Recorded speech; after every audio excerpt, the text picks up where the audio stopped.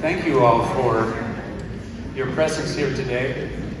I want to tell you, those of you who are eating cake, that cake was in honor of Stephanie Ward's gold. She got the Golden Award in the Girl Scouts.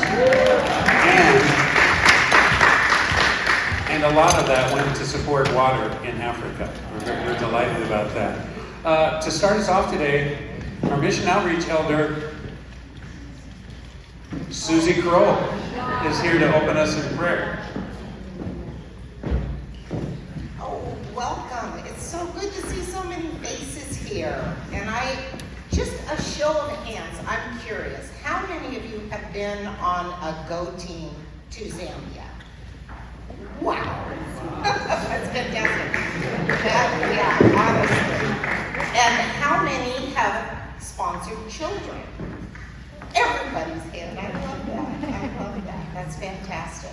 Well, I am honored to be asked to say the opening prayer. Before I do, I will just say I've had the privilege of traveling in 2009 and 2012 with various GoTeams, but all the members in the front row here of this GoTeam I've had the privilege of traveling with in the past, with the exception of Margaret Hanscom. And this young gal came back just on fire for the people of Zambia, Sinazongwe, and Muchilla. And we're so grateful there's a new generation of people who are embracing our brothers and sisters on the other side of the world. Let me also say how thankful I am to this church for your stalwart dedication to our brothers and sisters in Zambia. All that the Lord has accomplished and that we have been able to come alongside is just phenomenal. And also I want to thank Pastor Greg. He has had this fire in his belly for over 20 years for these people. And we are really thankful.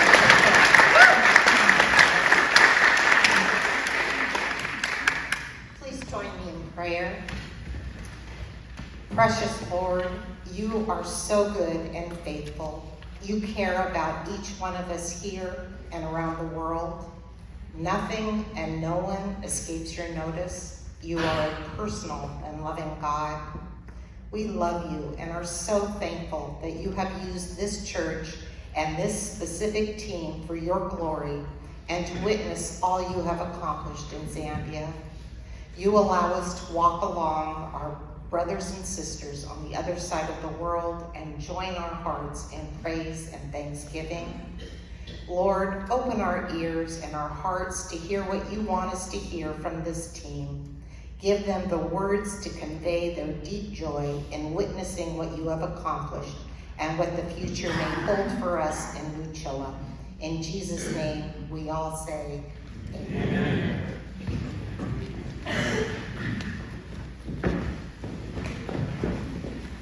All right. So welcome to Zambia. There it is. Sometimes they say it looks like a butterfly a little bit. Sometimes they say it's an incomplete heart. There's a heart there. And I want to, there's that, yeah, I forgot about that. And, you're tempted to look at me with my funny face because I just grab and eat the tomatoes even when they're not washed. But notice what Margaret Hanscom has in her hand. See those claws coming out from her lower hand there? She took the chicken. We received the chicken as a gift. Yeah. So, let me take you to the capital of Zambia first, just to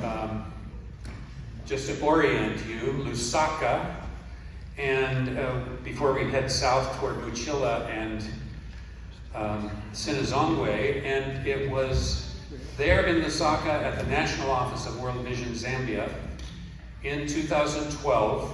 We had a strategy team there, and at this very table, Fortson Kafweku there on the right told us, we were saying, we've been walking with you for 10 years now, and you keep extending, So we're going to extend the end of the ADP at 2016, but what if you go longer? It seems like you're taking forever in Sinazongwe. And he said, well, you've established yourselves as representative donors for us. You don't need to come every year. That's fine. Whenever you stop, or whenever it's right for your church, you stop. But when the time comes for World Vision to leave Sinazongwe, you need to be part of the celebration. You need to send at least a small team to celebrate with us and mark that important step with us. And so this is part of why we went. And so we proceeded south towards Sinazongwe along the Great South Road that leads to Victoria Falls and Livingstone. And we stopped along the way in Muchilla. We factored that in, both because we have new sponsorships there and because it would remind us of the early stages of development, how hard life was before World Vision came and helped the people do their work. And we went off, well, first we went down that Great South Road. Let's see. Presenters, you have to hit twice to get the video going. And yeah, we had to get used to driving on the other side of the road. But we did get used to it. And here you can see a sign. If you look carefully in the top sign, you can see Muchilla Primary Secondary School. And under that, you see the name of the village we visited, Namwala. And you can see that not only are they still fighting COVID, but that AIDS has started to creep up again. And so they're reminding their citizens that these are real threats and they need to respond. Now, to get to Muchilla, we had to go off the asphalt road, and because it was pretty remote. And so here we go, seeing animals along the way. And then now, as we're getting closer, we're going to pass that tower you can see. World Vision has been there. There's a water tower. Unfortunately, for the representative family that we were visiting, it was still too far to walk, not part of their community, but the development work has started, and we're hopeful that it will continue and spread across the whole development program as it has in Sinazongwe. So then we went almost due south from there to Sinazongwe on Lake Kariba and began to visit with our World Vision staffers. And we knew immediately that things were different this time. You can see there are balloons in the background there, these canopies and flags, and the chairs were covered. It was going to be a very special time because this was the final farewell. And it was especially nice that the World Vision national staff allowed previous development managers and some other key staffers who had served in Sinazongwe to take a week off of their regular responsibilities, their current responsibilities, and come and join us as friends of Lake Grove for one thing, but more importantly, for them also to see the fruits of their labors. That was very exciting. And several of those people, as you'll hear later, are people you might remember from having visited the church. Now, what's this video? Oh, I gotta go back. I have to set this up. So why did we go? Here's 3 minutes worth of why we went. Everywhere we went, there was celebration. There were processions entering into the area, dancing. This is not what we did all the time. There was lots of driving and talking and hearing the story, but you'll enjoy seeing some of these action pictures as we join in the celebrations. So you get to see this part again. Got it.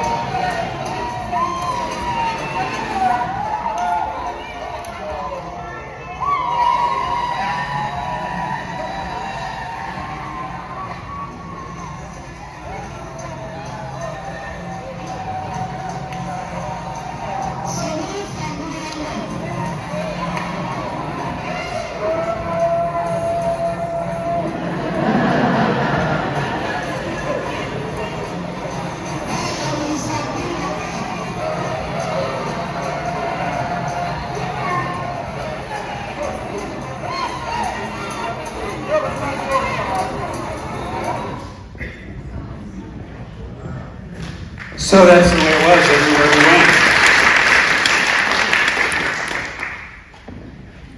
went. And so, why did we go? We answered the invitation to be part of that celebration. That's why we went back this year after a 5-year hiatus. I had previously been there with Water Africa in 2018.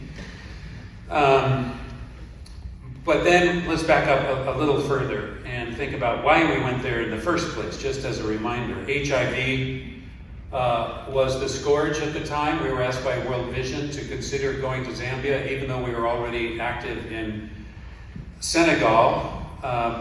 And we prayerfully decided it was important to go. HIV led us to Zambia. And when we got there, we began to participate in all the crucial, important things that World Vision does with transformational development, because they helped against AIDS. And that meant starting with water. Water was the very first thing. Food after that. We became very involved in education. This was important to our congregation to be able to support that. And even as AIDS began to diminish because of the PEPFAR, the president's initiative to help with people in Africa who are facing AIDS, we continue to be involved in health. And if you look at what's there right now, not the AIDS, but the ones in the core, those are things that your sponsored children receive attention for. These are the core things. They are insured food when they need it. They are insured uniforms and books so they can go to school. They are watched after for their health, and they have the personal attention of World Vision staffers. Of course, sponsorship is what undergirds all of this, and we're so grateful to all sponsors who are involved. As time went on, we also had a special interest in empowering women, starting with vulnerable teenage women, so we became involved in 2 safe houses, also in savings groups, primarily for women, starting with women, that helped transform not only their lives, but the lives of their community. Beyond that, then, from the very first visit, I was connected with local pastors, and at the heart of what World Vision does is their own Christian faith as an organization. And in Zambia, which is a nominally Christian nation, when I say nominally, of course, just like here, not everybody's a Christian.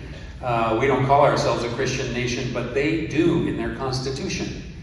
And so they were open to our support there, and there are now, thanks to your work, there are now thousands of Bibles in Sinazongwe and trained pastors when they didn't have training before. To close my opening here, I'll just say that some satisfying gatherings for me during this past trip were when I got to be with the Fellowship of Pastors at both ends of Sinazongwe. These are the pastors of Siabeula. We were able to give them study New Testaments in their own language. That's what they're holding there. They've been waiting for years for those. It took a while to get them published, but finally on this last trip, we were able to make that happen. And then here we are under the big tree in Siabaswi at the other end of Sinazongwe with the Kanchindu pastors. And we talked for a long time. That's Faustina Samboko, who visited us on the left there next to Luann and myself. And we talked into the night and prayed with each other. And they prayed for us. I'm confident that there are Zambians, especially today on Sunday, that they have prayed for us. And prayer is an important part of the whole thing. So as we left the Sinazongwe office, which will now be turned over to the community as a community center, a convention kind of gathering place, since World Vision has left. As we left, we made this circle with the World Vision staff and prayed together. And it was I can't say enough about how well they planned for us. It was just above and beyond anything I could have expected to be able to participate in. It warmed my heart day after day, hour after hour, minute after minute. it was a beautiful thing, and you need to hear from other people now. So there's the kind of the whole scheme of things that we were mostly involved in while we were there. And I'll hand off now to my sister, Luann Yaki, who was also there from the beginning.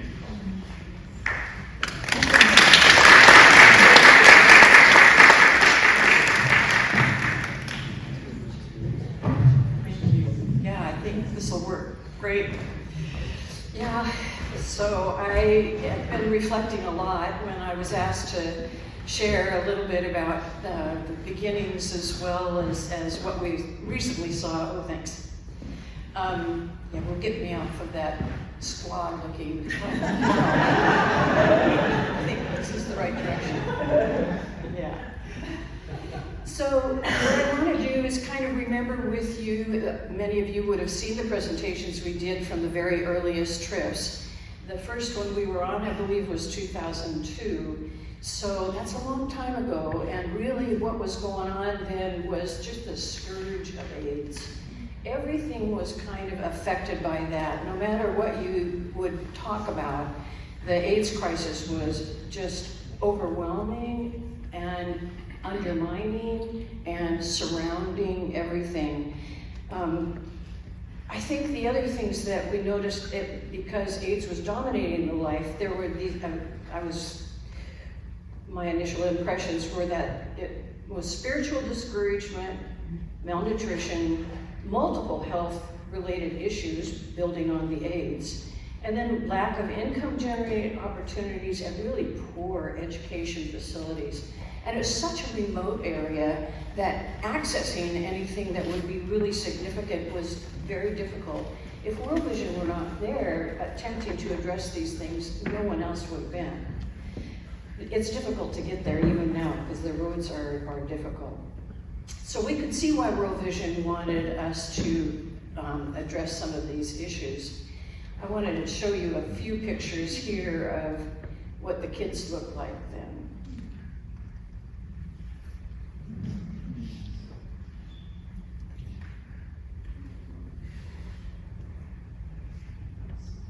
So this is now. Clean faces, smiles, interested, attentive, and happy. That said a lot. And these were not just sponsored kids, you know, the children that we've sponsored. These were the kids throughout the whole area that we visited. Honestly, I was telling several people, I just couldn't stop smiling. It was like looking at those kids and thinking, night and day difference, right? We were now in day, we were no longer in night. So when we got home, obviously we had that very strong sense of being called and we thought we really could help. And I'd say that there were three kind of primary things that really stood out. And not surprisingly, water was one of them. Now I think this is the one that is a video, no, it's the next one. So this is a water bed, a dry water bed. Now these rivers flow through there when there's a really heavy rainy season. Very, very dangerous, very poor water, obviously not anything pure. But in the dry season, they're digging down into that dry soil and digging until they get enough water. And they were using that for household purposes, for drinking, cooking, bathing, if they did bathe. This was what we would drive by. It was just common. And of course, the animals would be there right along with them. You see in this picture, there's a thirsty cow, but look at that little yellow bucket. That's for human consumption. So that same dirty water would have been drunk, right? Wouldn't have been boiled. It would have been drunk as it was cooking. This was an interesting initiative sometime after their first trip, and it's a pump. You stand on it, it's kind of like a bicycle pump, and they could pull water out of the lake if they were close enough, and they were irrigating some areas that way. So that was a nice what I would call a midway, getting toward more irrigation, which is what we did get to see, and you'll hear more about that later. And this, I believe, is, whoops. Was I supposed to hit that twice? Oh, there we go. So take a look.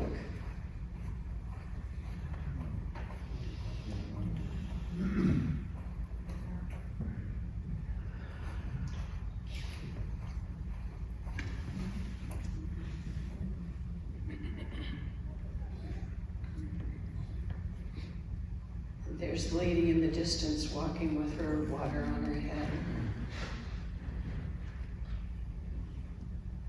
Now the next step, and that's Jill Sherman and Paul standing at the place where they had provided a borehole. Now, right here we have to talk about Water Africa. And what Water Africa started to do, thanks to Bill and Diane Savage after their trip, coming back and telling their friends and deciding that we could do something really focused on water. And the Shermans were one of the first to do that.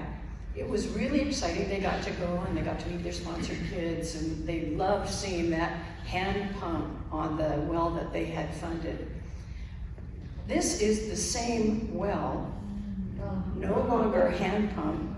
That's a reservoir on top, that big tank, and that's there for gravity-fed water and goes into spigot. So no one in this area is pumping water anymore. It's all done by spigot.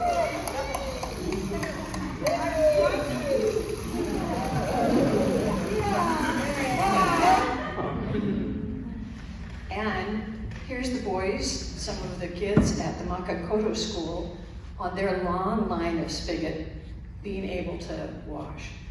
So they're either getting their water from a spigot now, or they have this large water tower, so it's gravity fed. So no more pumping. It's really, that's a major initiative yet again. And thanks to Water Africa, we really got to do a lot related to this topic.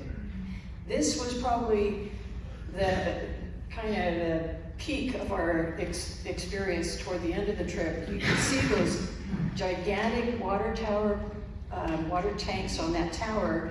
Pastor Greg and some others climbed up there so they could get a really overview of that.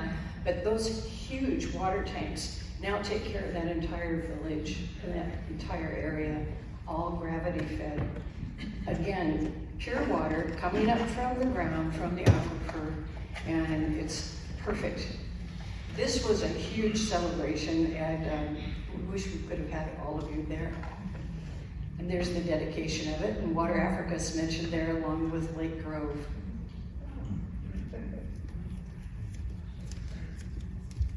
Then the education component, which was critical, obvious to all of us, as Pastor Greg said, the first time we visited this school, it's called Makakoto, you can see some of the cracks in the wall. The building was literally falling in half. It was the long cracks that they said because they built the building on top of an anthill. And it was actually the ants gradually kind of destroyed the foundation, and so it was terrible. There was really no schoolroom equipment, and to replace that, this is one of the new buildings that our church helped to fund. We also help fund housing for the teachers that are there. They require housing because it's a very remote area. And if you look carefully at that picture, you'll see that that's a TV monitor at the top.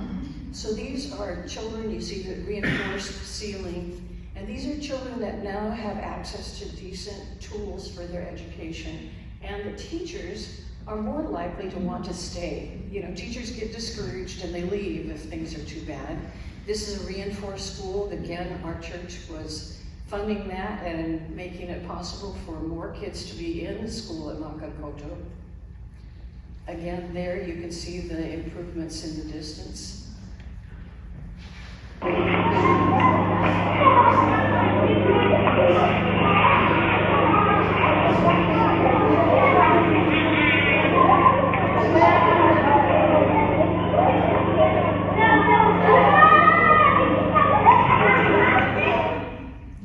First-hand experience for all of us.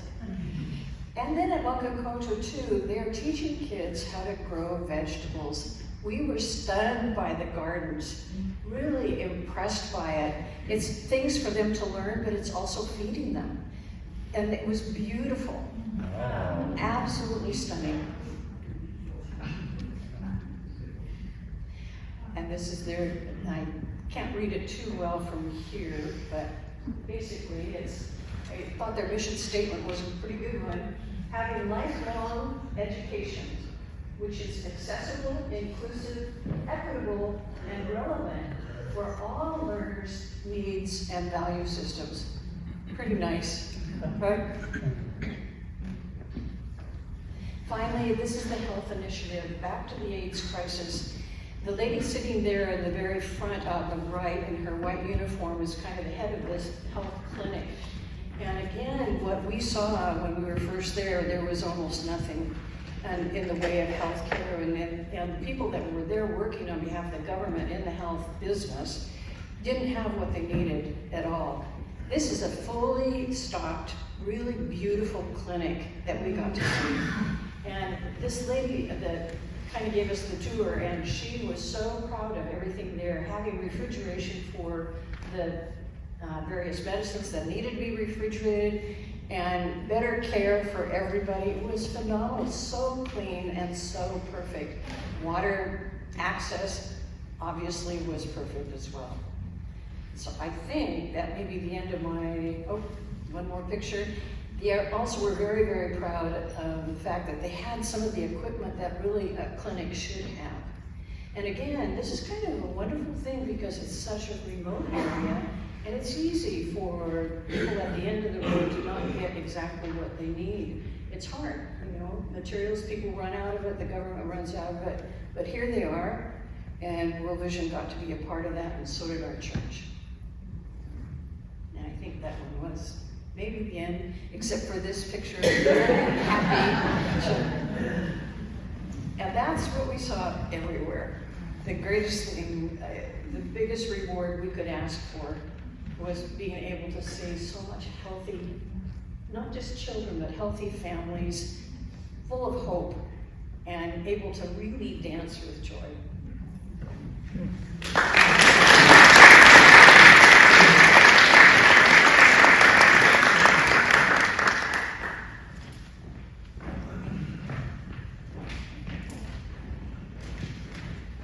Okay, let's see if I can push through it. So this is a picture of me with one of Doug's and my sponsored daughters. I met her in 2005. Her sister was already a sponsored child of ours, and she needed a sponsor, so we agreed to sponsor her. And I was able to visit her several times on many different trips. But in this celebration, they brought as many sponsored children back to us that we could visit with. And this is Precious with her 3 children. And, I had hopes for both Precious and Martha, her sister, that they'd go on to university and so forth. And that doesn't always happen. But look how healthy and well they look and how happy. So that was a special to be able to visit with her, and then also to be able to visit with her sister Martha. I'm going to talk about the safe houses and the savings groups. And in 2000, I think it was 2014, World Vision started an initiative called Strong Women, Strong World. Now, it wasn't because we didn't care about boys or we didn't care about men, but it was clear that girls were being left behind. Either they were left at home to do chores, or once they went through puberty, going to school was somewhat difficult and so forth. And so we wanted to give some attention to the girls and the women. So this was a sign that was on the wall of the first safe house that we ever visited. And what this allowed is for girls to attend school and also prepare for higher education. So this was the original safe house we visited. I had thought we visited in 2014, but Susie Kroll corrected me, and we also visited in 2012. And we had a little bit of interaction with the girls that were living there. It was a pretty simple house, very crowded for 19 girls to live in, and these girls were between the age of 17 and 20. And this was a small house in Mamba. And most of these girls that were living there came from villages around that either didn't have a school for them to go on to, and they wanted to attend high school. So this house provided vulnerable girls with supervised room and board, plus the ability to study at night, because if they just rented from somebody in the town, they might be taken advantage of and probably wouldn't have been paying attention to their studies. Many of the girls received their education here, and it opened the doors for them to go on to college, and that gave them the tools to alleviate poverty in their life. The school funds were provided by FAWISA, which is an African organization of women educators who gave many of these girls a scholarship to go to school and to be able to live in this safe house. We came back in 2014, this is actually 2016, but in 2014 is when we really got to know these girls individually. We were at Lakeview Lodge and we brought all of the girls to the lodge. We had a big party, we sang, we danced, we took them shopping. I've never gone shopping with 19 girls, but it was amazing. We had so much fun. And then, and so we really got to know those girls individually and connect with them. And this is Beauty, who is one of the girls that was in the safe house that I really connected with, because Beauty had a dream of what she wanted to be when she grew up, which was an accountant, and I am an accountant. And it was an amazing way we discovered this, but I don't have time to tell you now, so if you want to know the story, stop me afterwards and I'll tell you how Beauty and I connected. So we came back in 2016 because this church had been challenged to build a bigger safe house that was better accommodations for these girls to grow up in and to be successful in their studies. And so in 2016 we gathered. It was what I thought was going to be my last visit there. And you can see it looks pretty dusty behind her. We all stood in a big circle and held hands and we prayed over the site of where they were going to build that safe house and the girls that were going to be there. And this is Beauty just sharing her experience of living in the safe house. This is the current safe house that we got to see when we came this trip. And it was just amazing. And these are the girls that are currently living there. This now accommodates about 49 teenagers and much more privacy. There's kind of a long hallway, and off each hallway is like a small room that accommodates about 4 girls, so they're not all crammed into the same room trying to sleep, and there's a matron that is there with them, and it's just remarkable. And we had a wonderful, sweet visit there. But this safe house existed because of this church, and this church committed to providing the funds to build this safe house. Now, a safe house is a lot more than a building. And I want to share a couple stories of 2 young girls that grew up in this safe house. And I'm going to try not to cry. This is very touching. So this really hadn't been on our trip to plan to reconnect with these girls, but it just turned out that we did. And this is Pauline. And Pauline really had a pretty tragic life before she got to the safe house. She was 1 year old when her mother died, 2 years old when her father died. And so she and her sister went to live with her father's cousin. And according to Pauline's story, the cousin took everything that the parents had left them. And his plan was for them to work and for the family and do piecework elsewhere. And for that, then he would provide a home for them. But there was no going to school. And her sister, when she was 13, was sold to a stranger to marry, and then he left her when she was 5 months pregnant. And when Pauline saw her sister's situation, she really was determined to go to school. She realized that the only way she was going to change her life is through education. But she'd never been to school. She had missed 1st through 5th grade, and she was old enough to be in the 6th grade. So she managed to find a school and a teacher who said, you can come to school, and for your fees, you can sweep the floors in the evening and so forth. But when she went back home, her father's cousin told her, well, that's fine if you go to school, but then you won't be able to work and earn money for us, so we're not going to feed you. So that teacher really took her under her wings and helped her. So then eventually, her cousin decided to sell her to a gentleman who already had 5 wives. And that man had paid money for her. So in Pauline's words, she said she cried out to God for help, and she ran away. And after 5 days of walking, Pauline found a godly couple to work for and to go to school. They allowed her to go to school, and she lived with them for 4 years, and she wrote her grade 9, and she did piecework for other people to buy her uniforms and books. And Pauline says that God made it possible. She made it to grade 10, and then somehow met Fred Mazumba. Now, many of you may remember Fred, I think, came to visit once, maybe twice, but anyway. And Fred was the AVP manager at World Vision, and Fred was able to connect Pauline with the safe house. And she was able to live in the safe house and through grade 12 and graduated. Then after she finished high school, she worked as a maid and she saved her money to be able to go to college. She actually finished college within the last year or 2. And now she is standing in front of a little shop that she runs in Lusaka.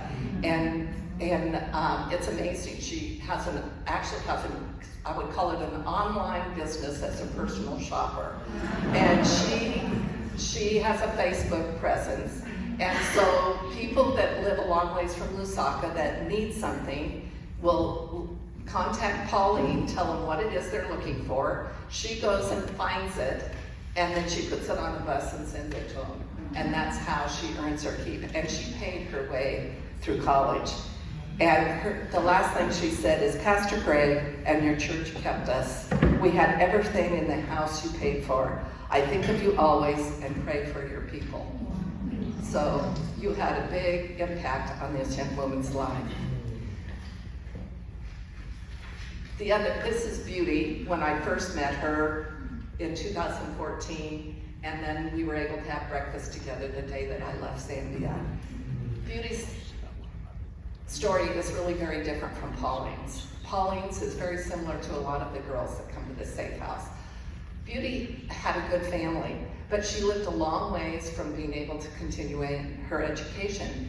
And she had this dream that she wanted. I had never heard any young person in Zambia say they wanted to be an accountant, but usually it was a nurse or a teacher or something else. But she had this dream, and she knew she had to go to school. And she lived in a small village with her mother and father, but she watched her sister get married at the age of 15 and become a mother right away. And she just knew that's not what she wanted for herself. And so she knew that she was going to have to leave her village and move to a city that had a secondary school. This is not always safe for young girls, because if they cannot find an accommodation in a safe house, they're usually renting a room in some place that isn't particularly healthy for them. She was able to get a scholarship through FAWISA, and she lived in a safe house in Namba, and then she also lived in the new safe house that this church built. After graduation, she attended college, and last spring, she finished her certificate in business administration.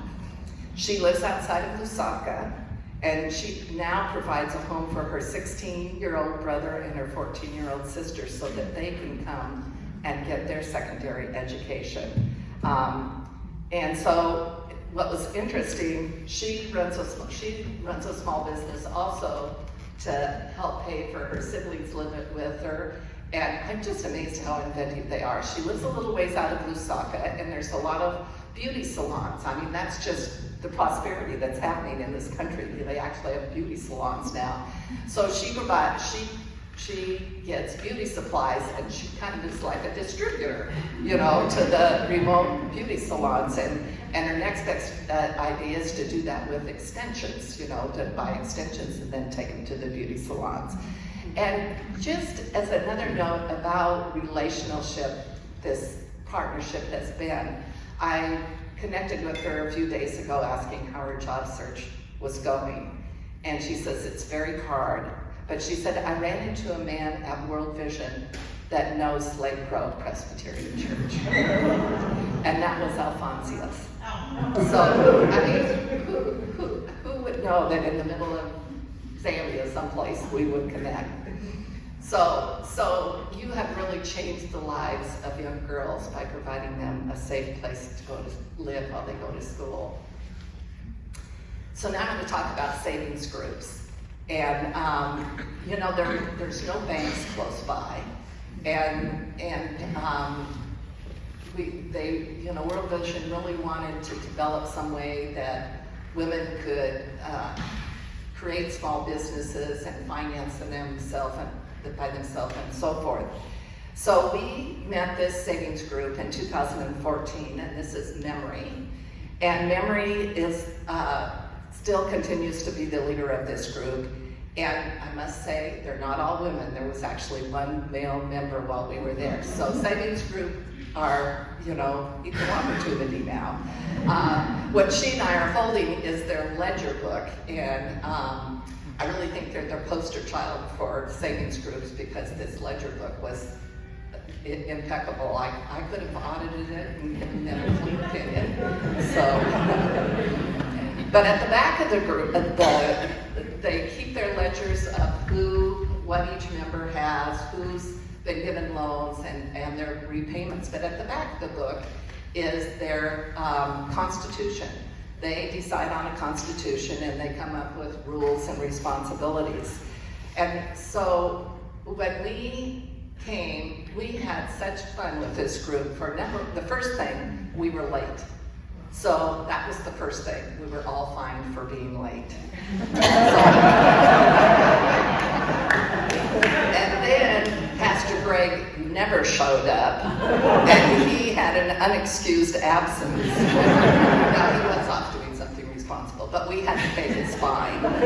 So by the time we got done with our meeting, we were broke, and their money box was full. And so when we met this group in 2014, they were doing very small things. They would buy used clothing and remake it into something else. Maybe sell a few vegetables and so forth. But this is, it's hard for me to see there, so I hope you can see. They actually are making preserves and peanut butter. They have corn in the bags. At the back is a beautiful skirt that's made out of new material, no more used things. And the thing that I love the most, as each one of these women had a purse. I have never seen a woman in one of these villages with a purse. Now, the reason it made me so glad is because what they've got in those purses is money. Now, I know we keep a lot of other things in our purse, but they keep money in their purse. And so that was really pretty exciting. And these women have clearly improved the life of their family. And they've improved nutrition, shelter, and it also allows them to support their children to further their education. So many times, kind of the next step after being in a savings group is some people graduate, so to speak, because they either have a bigger plan that the savings group can't finance, and if they prove to be responsible, they can maybe go on and get a loan from a microfinance institution. So this is a woman that we met out in the gardens in Ciabayula, and where the church helped them finance these canals and so forth. This is something that, the village themselves came up with, this idea of how to irrigate besides just gravity irrigation, and how to get water from the lake. And this particular woman was growing tomatoes and corn, And you can't see it real well, but she's got a purse on too. And she actually does business. She doesn't just sell to her friends and neighbors. She sells to businesses and so forth. And it has become quite successful. So this was really exciting to see the change in women's lives and what Strong Woman, Strong World really has made a difference in Zambia.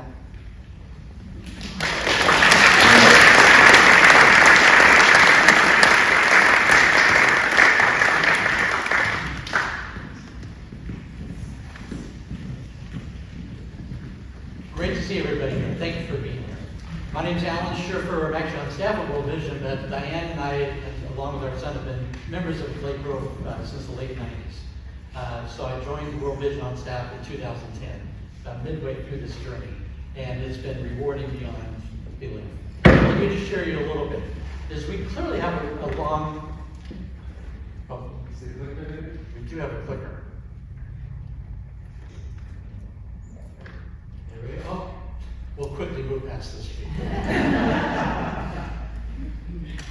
So we clearly have a long history with World Vision, Lake Grove Church, and Sinazongwe. That's stating the obvious. And partnership sounds really good, but I would contend with you that partnership sounds far too transactional, that this relationship is much more than that. So what is good partnering? What does that look like? Well, the first thing you have to do with good partnering is you have to start with the why. Where do you get started? And the first place you start is Scripture. And we all know that in Scripture, Jesus tells us to certainly love God, but he talks about loving one another. So in multiple places we're taught about loving our neighbors. In Matthew 22, in John 13, we got the parable of the Good Samaritan. Thank you, Greg. And Jesus clearly calls us to a life that values others, serves others, and loves others. It's a clear message, and it's clearly a message that is part of Lake Grove's DNA. So this partnership work that we do is really our expression of our love, serving as Christ's hands and feet. And it's easy to partner as a church with Lake Grove and World Vision simply because we share the same mission, we share the same values. So that's where that partnership starts. The second thing I would mention is it also starts with leadership.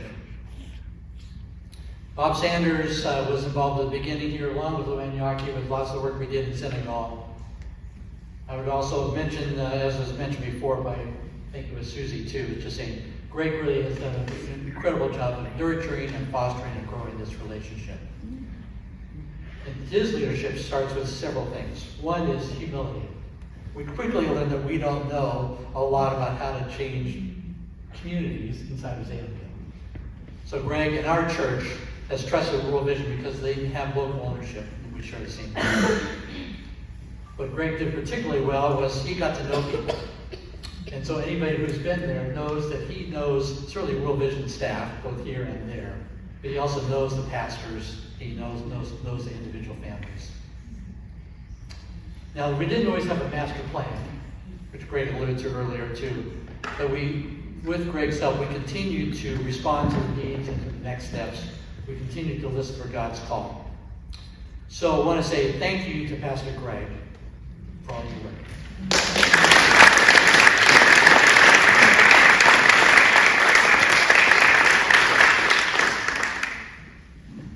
So, if you also talk about what goes into a partnership, it has to do with communication and trust.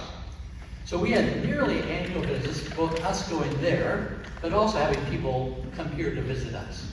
And that communication and trust kept building over time. And that was, that helped Water Africa grow. We brought visitors here to do the Walk for Water. There's all kinds of Lake Grove support. We met terrific people along the way. We had people such as Ray Norman here from World Vision US. This is Sebastian Kunda, who is from Zambia here with a Walk for Water. There's some other guy there.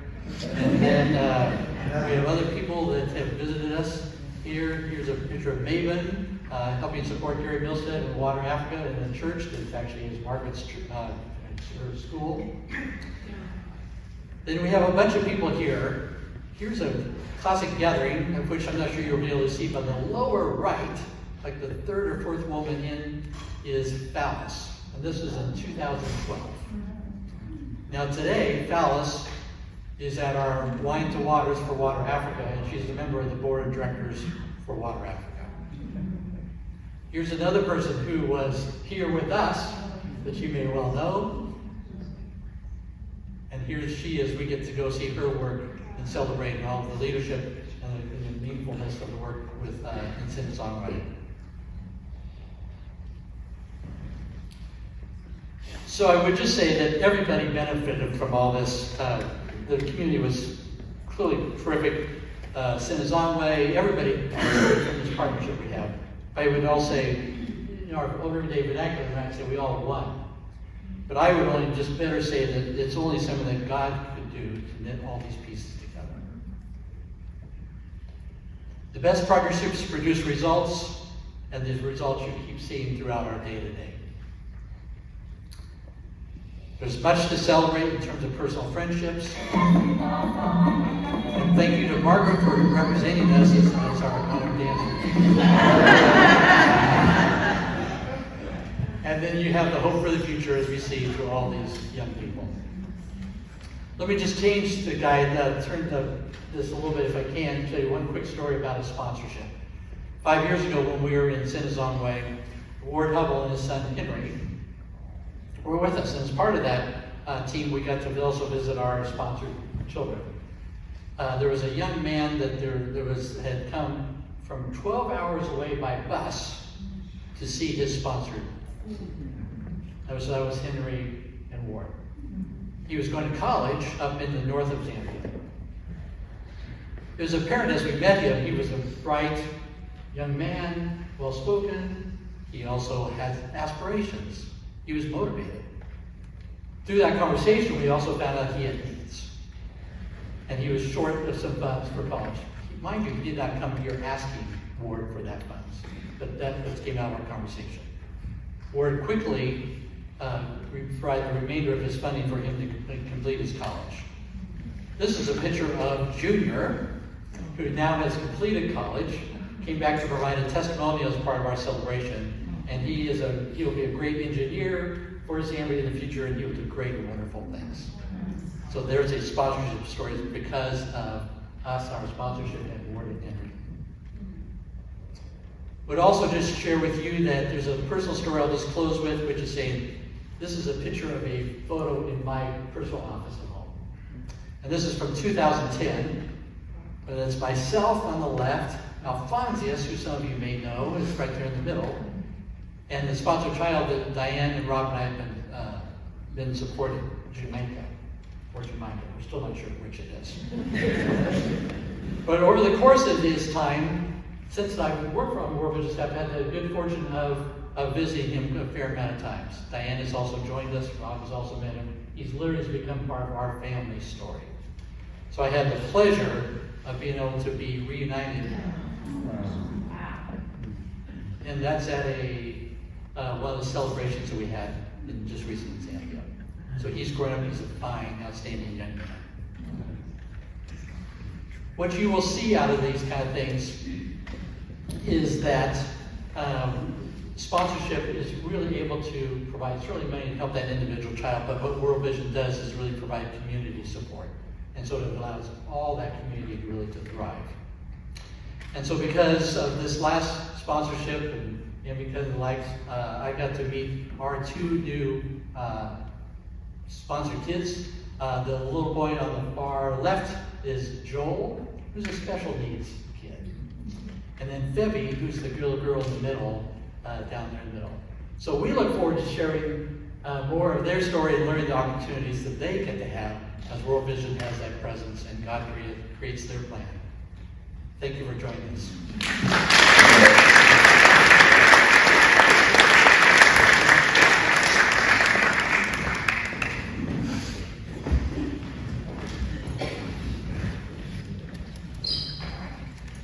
Morning.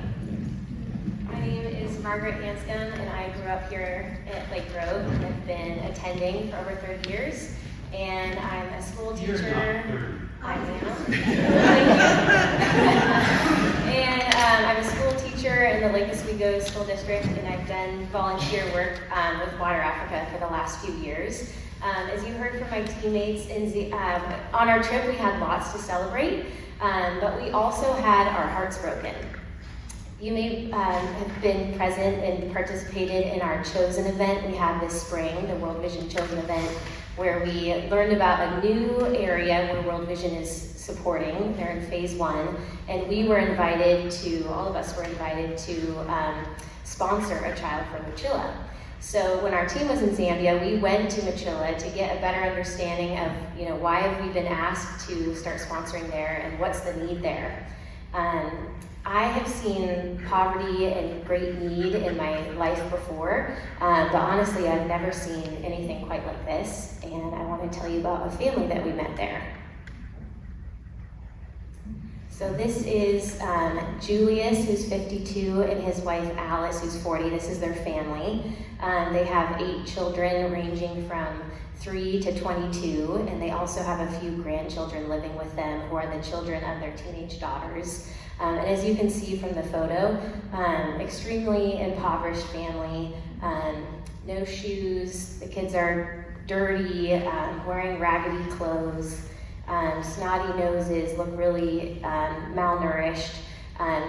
Julius, introduced us to each of the kids, and I was shocked every time when I heard their age. As a school teacher, I'm pretty good at judging kids' ages, but all these kids were so much younger than I thought, which is just shows how underdeveloped and malnourished that they are. So Julius went on to describe his family situation to us. He's a farmer, but he works on other people's lands just to kind of get by day to day. He has a plow, but he doesn't have his own animal to pull the plow, so he rents it out. Since he's busy working on other people's land, he doesn't have time to develop his own land. As we were looking around the compound, there was no sign of a farm, of a garden. In Zambia, they have these structures where they store their food off the ground, that was empty. He shared with us that the times when they have been able to do some farming, they have to harvest their crops before they're ready while they're still green because they're literally starving. We learned that they're just surviving off of one meal a day. So as he's talking to us and describing the family situation to us, I'm honestly just so distracted looking at these kids in front of me who are no kids I've seen before. They're still just listless, not moving. Only one of them was kind of playing in the dirt to himself, but they have their heads down, they're not making eye contact. Their oldest child that you see there on the right, that's Peter, he's 22, his head in his hands like that. I think that picture really portrays what we sense from him. He just seemed dejected. So, the kids aren't tracking the conversation, they're not making eye contact with us. We learned that the littlest one in Julius's lap there in the green, her name is Margaret. So of course that, I felt this instant connection with her. She is actually his granddaughter. Her mom is now married to someone who's not her dad, and he has rejected her. So she's not able to, live with her mom. So that's why she's being raised by her grandparents. We learned she's 3 years old. She doesn't look 3. One of my best friends has a 3-year-old. She doesn't look like she's 3. She's so small. Snot running down her nose. She was coughing. Dried urine down her leg. But I noticed how loving Julius was to his granddaughter, soothing her when she was coughing, just holding her so affectionately. I could really see and sense this tender love that he had for her. And it really reminds me of the love that my family has for our newest little member. My brother and his wife had a baby a month ago. So that love that I see that my parents have for their grandson, I see that same type of love. I sense that from Julius for his daughter, Margaret, her granddaughter, Margaret. So we then are invited to go with Alice, the mom, to walk and see where she collects water. It's about a half-mile away. This is a water point that she shares with her neighbors, and we learned this water point is only available for part of the year. Eventually it dries up. They have to find water somewhere else. It's even further. Let me show you a quick video of what kind of the train is like as we went on this walk with her.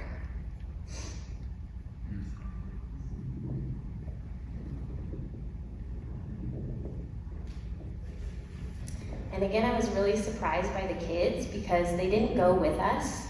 You know, I would think most kids, especially with having visitors, would want to come with us, come with everyone to go and, you know, run up ahead, lead the way, but they all stayed behind. Which again is understandable because they have no energy. So this is us at the water hole. This is Alice, Margaret's grandma, and this is a video that will show her collecting water. And we learn, you know, if the kids have the energy to help her, she, you know, doesn't have to make quite as many trips, but it's at least like 5 trips a day where she's walking to collect their water here. We learned they found a dead snake in here once. Yeah, you want to watch something funny? Which, you know, you just have to remove and keep using that same water source. We asked if they boil their water. No, they have to, you know, save their precious firewood for cooking. So we know that for Margaret and her family and other families in Uchilla who are using similar water sources, you know, this means constant illness, you know, constant diarrhea. For Margaret's family, the nearest clinic is a 3-hour walk.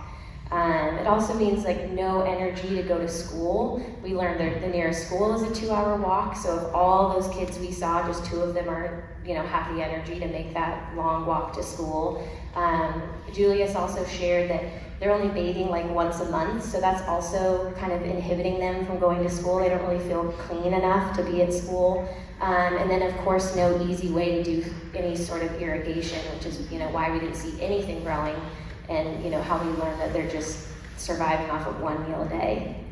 So as we left, and I said goodbye to little Margaret, who's now my newest sponsored child, we left heartbroken, of course, but honestly, as I climbed back in those World Vision Jeeps, I left feeling energized and excited because I have seen the transformative work that God does through World Vision. We saw it in Sinazongwe. So I am just confidently hopeful that health and wholeness are just around the corner for Margaret and for her family. So I left with that, honestly, that kind of energy and enthusiasm and excitement for her family. On our last day, together with our World Vision friends, we had a time of, you know, reflection about our time together. And I was just like overwhelmed with emotion. Honestly, like the emotion of gratitude. So much gratitude that I got to be included in this, that I got to witness God's faithfulness to the people of Sinazongwe. That I was able to witness, you know, the transformation of lives. I mean, just what a privilege, what an honor. You know, what's more meaningful than what, you know, I got to see there, and that I got to see it and have a little role in that. And another thought I continuously had while in Zambia was, you know, okay, I'm in Zambia because when I was 13, I was in Senegal. Like kept thinking that, like I can trace back the story here, and it started because I grew up in this church, and you know, in the 90s we had our partnership with World Vision in Senegal, so I grew up with parents who went many times, and I would anxiously await for them to return and tell me their stories and see photos, and I think that really, here we are, was the reason why, you know, I found myself in Zambia. And I have to say, growing up in a church that really does believe that Christ transforms lives one at a time, and believes that he does that through partnership with us. Like, that has been the most meaningful, formative part of my childhood, truly, and has, shaped my faith today, shapes my values today as an adult. And I couldn't be more grateful for that. And I really believe that it is part of our DNA as a church, that we truly believe that God wants to partner with us in transformation. And what an honor to be included in that. So I've returned from Zambia even more excited about what God is doing there for World Vision, and feeling called that I want to be more engaged in that work than I have been.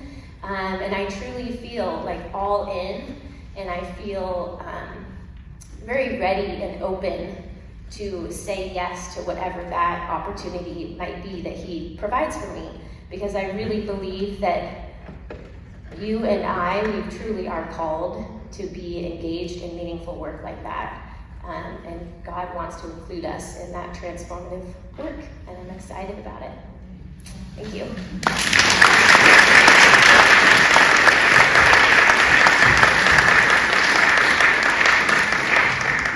You've made it to the home stretch. As we close, a photograph of the key remaining World Vision staff in Sinazongwe wearing Lake Grove Mission Outreach t-shirts, and appropriately, they say partner. Partner. We have partnered for a long time with those folks. I think the word partner made it into our church motto because of our relationship with World Vision. We understand what it means to partner with each other, with mission organizations, and with God himself. So we partner with Christ as he transforms the world one life at a time. And we close with this iconic photo that we have taken most years we've been there with Lake Grove folks and World Vision staff, sat on those steps. And as I said, this facility will now be in the hands of the local community. It was unbelievably heartwarming, I think, for all of us. It was very satisfying to see the progress made over all these years. And it was affirming of our decision to follow God's lead to a remote and neglected part of Zambia, previously thought of as a place of spiritual darkness. And now, with growing churches, they said even during COVID, their churches were growing. These pastors feel empowered, the churches are stronger, and it was the right thing to do. About 100 Lake Grovers have traveled to Zambia over the years. About 300 to 400 of you have, or children have been sponsored by people associated to Lake Grove over the years. And so I want to thank you to the sponsors, but every one of you who prays for Zambia at any time, any one of you who supports this church financially or supports Water Africa has been a part of this transformation, this success. So I thank you, and I thank God for you. I thank God for this church and its willingness to do the things that Margaret was talking about. That people are being shaped by that is a wonderful thing. It is not far-fetched to say that because of each of you individually, there's somebody alive today that wouldn't be otherwise without you.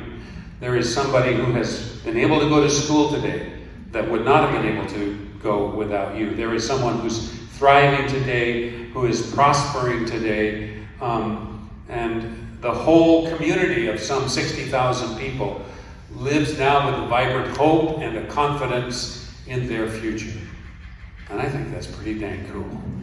And you should be proud of yourselves. Hang on just a second, Don. There are still ways to engage with Zambia. Prayer is more effective than we know. Water Africa continues for at least 2 more years, trying to finish the job of water in all the World Vision areas, so we can continue to support Water Africa.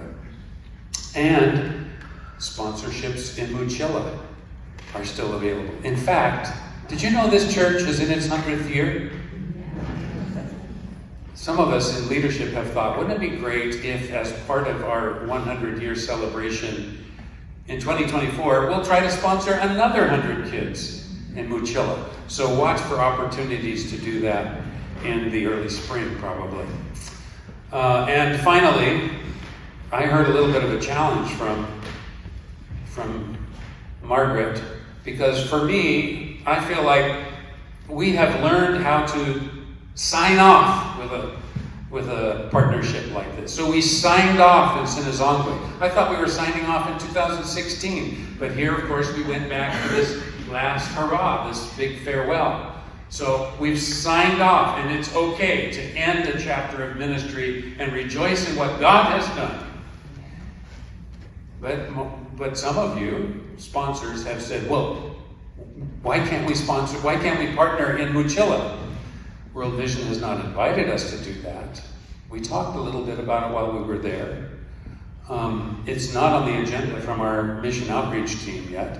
But just like Sinazongwe, we are always open to the leading of God.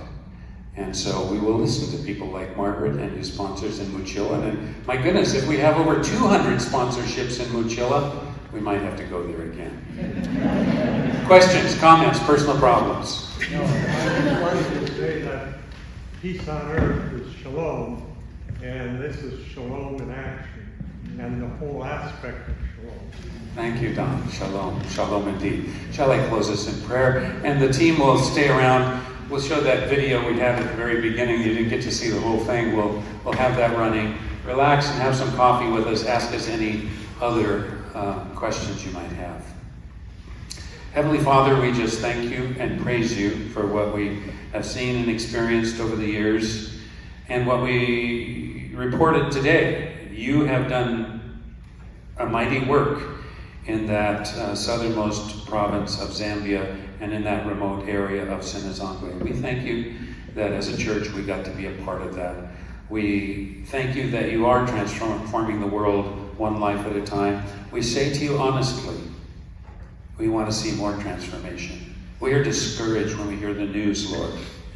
It's so good to see this kind of thing happening that we've experienced today. We want to see more of that. We want to see more shalom around the world. And so, Lord Jesus, will you intervene?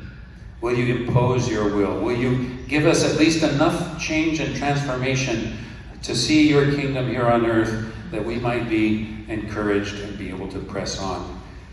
And we will do it because we love you and because we want to serve you. And it's in your name we pray. Amen. Thanks, everybody.